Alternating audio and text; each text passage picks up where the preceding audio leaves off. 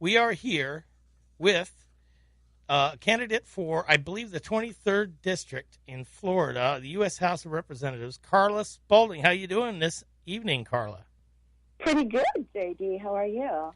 Very good. Thanks for joining us this afternoon here in the Great Southwest. It's evening there where you are. Why don't you tell us a little bit about yourself and what caused you to run for Congress, Carla? Well, first I must say thanks for having me on your show, and also hello to all the people in Arizona, and thanks for listening. Well, as you said, I'm Carla Spalding, and I am running for Congress in Congressional District 23 against Debbie Wasserman Schultz. Right now, I have to tell you the truth. Because of what's going on, I am without a shadow of a doubt that this is the time that we have to start voting out, or getting rid of those who are establishment and need to try to work towards regular people who can and understand the essence of what's going on with the American people. In fact, I have seen this clearly in the VA medical center where I worked at, and that's when I really recognized that we have major problems. So as for our district, while I'm running, oh boy, I have to tell you, what on earth has Debbie done for the district over the last 10 years? If you ask anyone there, they'll tell you most of them, they have seen no changes. And we need someone with integrity, which she does not have any integrity. And how much longer shall we continue to suffer this district with scandals? We have to do something. And right now, I am that alternative for that district. Very much so. Carla, I have to poke a little fun just for a second. Here in Arizona, I thought we were the only ones with undesirable lowlifes in Congress represented us, i.e. John McCain and Jeff Flake. But here you come along with Florida. You have Debbie Wasserman Schultz and that empty barrel with the rhinestone cowboy hat. So you're running some competition over there for lowlifes, I got to tell you. Well, let's talk about that one. I am a veteran, a Navy veteran, and I have to tell you, I did listen and watch that show with General John Kelly, and, of course, brought a little bit of tear to my eyes because it's not easy to discuss or tell anyone that they've lost a loved one. There are no just real good words to say. And the fact that our president took the time to make those phone calls, and then the media and Frederica Wilson had the nerve to talk about that and turn it into a political issue, it's just mind-boggling to me. It's beyond reprehensible is what it is. Absolutely. It's absolutely subhuman in my view. And this is what we have to deal with. How long can we continue to do that? And this is why we have to get rid of them. We have to vote them out. And I still say the people have to wake up. They have to wake up and see and understand what is going on. Our military people and our veterans have done all they can with the sacrifices that they've committed. And all we can do is turn around and talk about it afterwards in public. It's supposed to be a private matter, and now it turns out to be in a political sense. I mean, this is just absolutely crazy. I'm very disappointed, extremely saddened, and I feel very, very bad for the family as well. Wow. And, I have to tell you this. Have you ever thought about that? Do you think she actually called the other three families? Apparently not, because we would have heard if they had said something negative regarding the president, of course. So I can't imagine, but that was never discussed as far as I'm concerned. Yeah. And what about your thoughts about that one? Well, I don't really know what to say because the president did not have to put himself out there to call anyone, and some That's presidents do, some presidents don't. Some write letters. We know the story because John Kelly, in that he laid it out in without question what is to be done or what is proper in these situations. And he was actually a witness to the telephone call. And John Kelly, let's face it, did not have to go out there and stick up for the president as he did. And he's not a man that usually says, he's a man of few words. So when he speaks, you had better listen to him. That's the way I think about it. And I did listen to him. And like I said before, I think that is the most significant 17 minutes ever spoken by any White House chief ever in the history of this country. Now, I don't usually ask my guests to do my research for me, but I'm going to ask you a question. In the district of the empty barrel rhinestone cowboy hat wearing bag of wind, is there a Republican challenger in that district? Yes, we do have two other candidates that are actually running. There's three of us. One has ran 3 times and lost 3 times against her. The other one is an attorney. And by far, this is the last thing you want to do is elect another attorney into office. I agree. 70% of them are already in Congress. Are you crazy? Right. Absolutely. No more, because they spend more time fighting against each other, writing bills they can't even read or want to finish complete reading. We're not going to have that. Not here. And I would highly recommend you think twice, because they do not represent majority of the district. They represent themselves. Okay, is there a good candidate running against her? We already know you're the candidate that we want against Debbie Wasserman Schultz, but the other one is Tim Canova. Tim Canova, he is the opponent right now, the only one that's representing, running against her at this time. Okay. Democratic. All right, I'm going to do my research on there and see if there's anyone I can throw my support behind. But meanwhile, we support you, Carla, because if you go to, what is it, Carla Spalding for Congress.com, is that right? Yes, sir, or Spalding, Spalding, SpaldingForCongress.com. Right. Go to SpaldingForCongress.com and read about Carla. She's a fascinating background. And explain why you have that wonderfully charming accent, will you, Carla? Well, actually, I was born and raised in Kingston, Jamaica, which is a part of the Caribbean island. And my background also includes, most of my relatives are from actually Canada and England.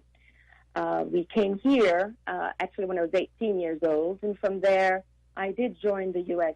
Navy, where I spent 4 years of active duty serving our country. And this is why I'm so passionate about our military. That's why we're presenting America First candidates on this radio program. That's why we have Carla Spalding with us from the 23rd District of the great state of Florida, challenging Debbie Wasserman Schultz. And we want to hear more about you, Carla, and welcome back to the Article 5 Hour. Oh, thank you, JD. Well, I wanted to talk about just a little bit about my naval background. I did serve 4 years active duty, as I was saying, and this was done in California at the time of during the Persian Gulf War.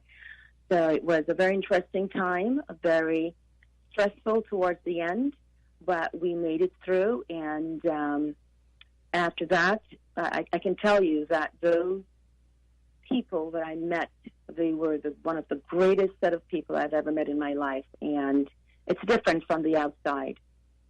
I moved back to Florida and decided that I still wanted to continue to serve, so I went to the nursing school, in where I achieved my Master's of Nursing in Science with a concentration in education.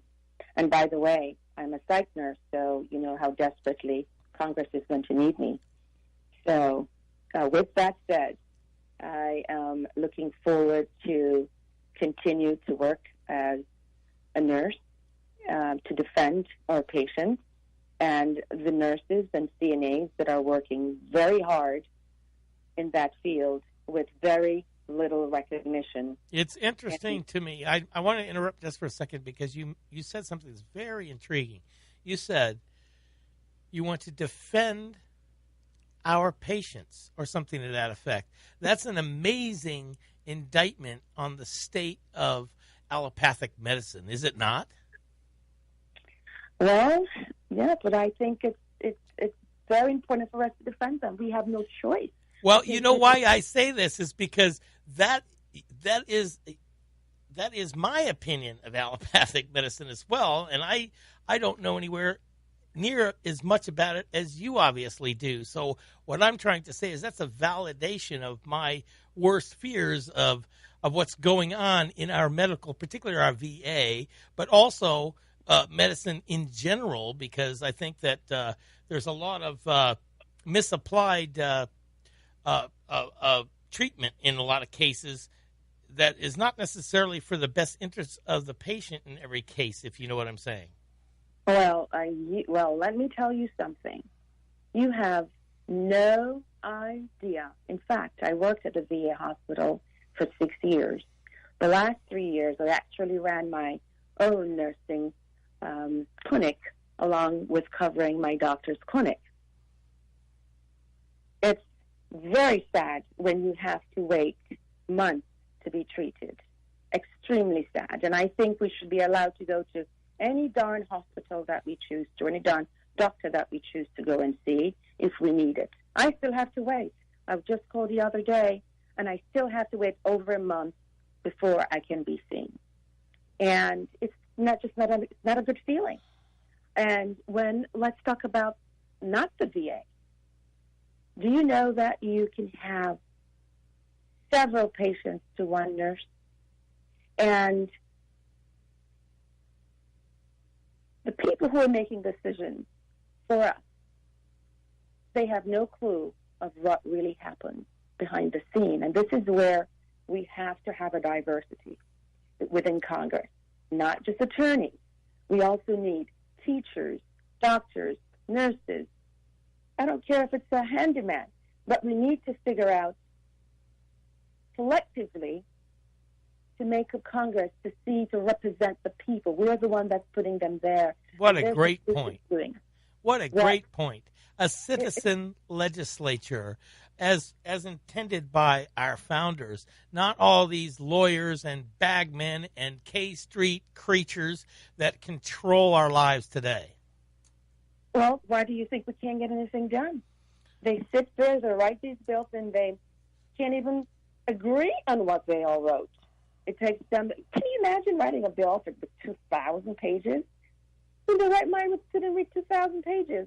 And then they say they don't remember what's in there and vote, and then say they didn't vote on that. Then you know what they were voting for. Why can't it just be very simple? You know what they say, Carla? Brevity is the soul of wit. Now, if they can't fit their law on one page of paper, we shouldn't even consider it. That's my opinion, but I'm only one man, but I know there's a lot of people that agree with me. Well, guess what? You know what I told an attorney the other day? Actually, I'm running. So they made some offers to fundraising. So I said, throw that mumbo-jumbo. I just want to know the summary. Write exactly 5 things that I need to know. 1, it's not going to cost me up front. What is the percentage? How much you're going to take from me? Just the basic things. That's all I need to know, because the rest, I don't know what they're putting in there. And there's no need for anything to be that complicated, just like our taxes. Make the taxes simple. Why do we need to have H&R Block and pay them so much money when if you have a one job and you just make a certain amount of money, you should be able to write and do your own taxes? Agreed. And I believe that our president has made that suggestion to our Congress, and we just might get that very thing this time, I hope. But here's the problem with that. They meaning the Congress, their power is manipulating funds. So what they do is they create all these cutouts for all their constituencies that are donating to their campaigns, and that's how we get 77,000 pages of tax code. Mm-hmm. Well, I think this is one of the reasons why you have to choose wisely who you're putting into office. You have to not just think and just voting down the line. because that person you're voting for may be the very person that's voting against you and your family. And we have to wake up. We can't be blinded for forever.